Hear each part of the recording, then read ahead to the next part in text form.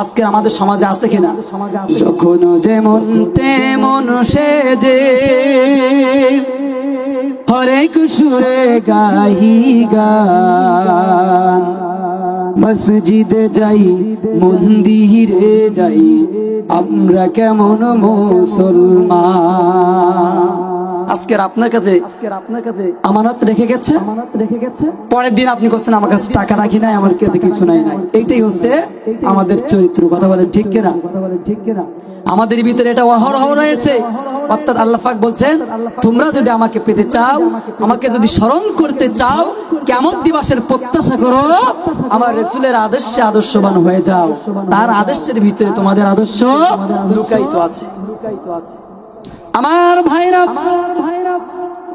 শুধু এখানে শেষ নয়, আল্লাহ রাব্বুল আলামিন কোরআনুল কারীমের ভিতরে বললেন, ইত্তাকুজ যুলমা ফাইন্নাজ যুলমা যুলুমাতু ইয়াউমাল কিয়ামাহ। আল্লাহ রাব্বুল আলামিন বলছেন, তোমরা জুলুম করো না, জুলুমকে পরিহার করো, কেননা এই জুলুম অন্ধকারের কারণ হবে।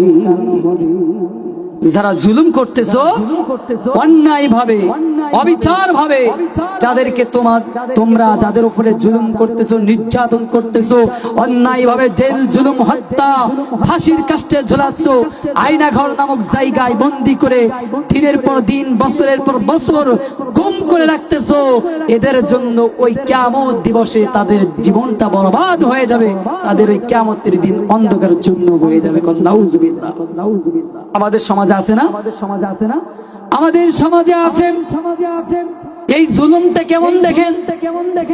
আপনার বাড়ির পাশে আপনার প্রতিবেশী রয়েছে,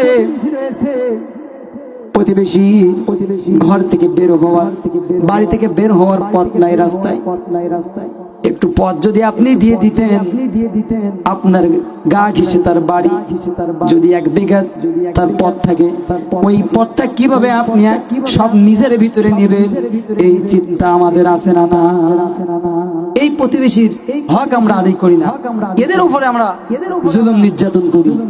শুধু হাসিনা নির্যাতন করে না, হাসিনা জুলুম করে নাই, এই মঞ্চে যারা বসে আছো সবাই জুলুমের শিকার। জুলুম আলিম,